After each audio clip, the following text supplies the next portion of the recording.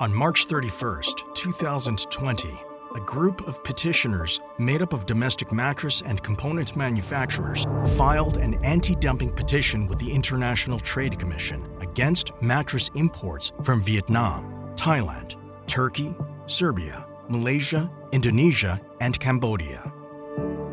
This sets a fast-paced trial in motion that may saddle importers with duties up to 1,008%.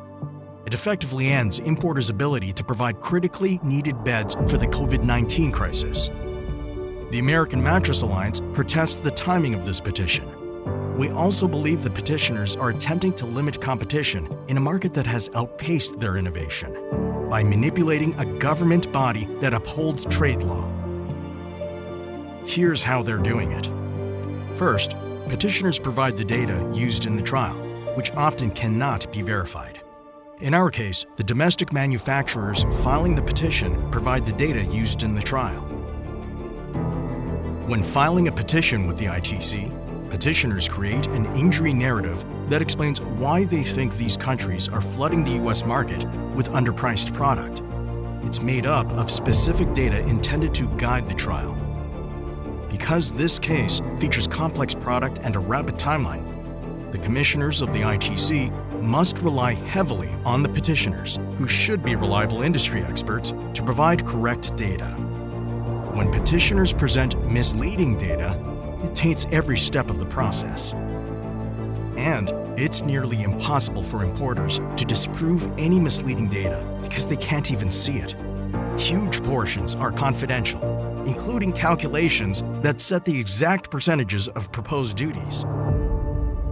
Second, a tenet of any anti-dumping case is the apples-to-apples comparison. To assess that dumping is actually occurring, products that should be the exact same are compared.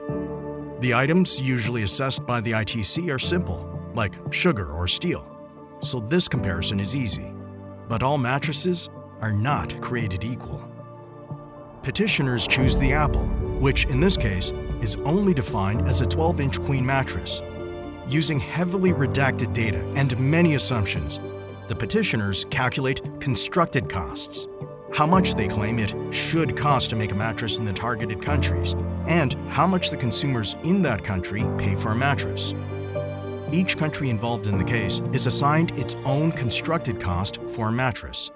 The petitioners allege constructed costs of a 12-inch queen mattress in 7 developing countries are as high as $1,124, when the International Sleep Products Association, of which almost all of the petitioners are members, claims the average wholesale price of a queen in the United States is $305.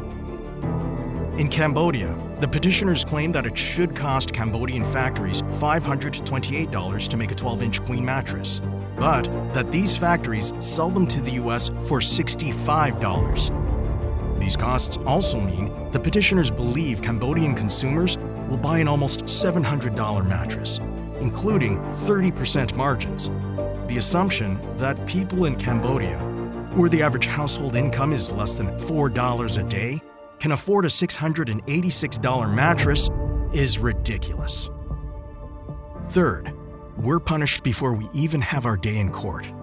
The petitioners know that just by filing this case, they've damaged our business.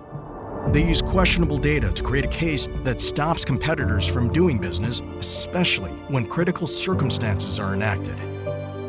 Specifically requested by the petitioners in our case, critical circumstances retroactively adds duties to mattress imports. If companies continue to import mattresses during the trial, they could be slapped with tens of millions in duties when the case concludes. So right now, if importers try to continue ordering to support an industry already damaged by a crisis, or even to assist the medical community, they are incurring huge amounts of risk and potentially bankrupting themselves if critical circumstances are enacted. Manufacturing operations across the world will stall, and before any official ruling, the damage is done. With a pretrial hearing set for April 21st, we are racing toward a life or death deadline. But we're prepared to fight back. The American Mattress Alliance has united industry powerhouses, with new members joining every day. We are working together to stop the petitioners from misusing a government process that will irreparably damage an industry in the midst of a crisis.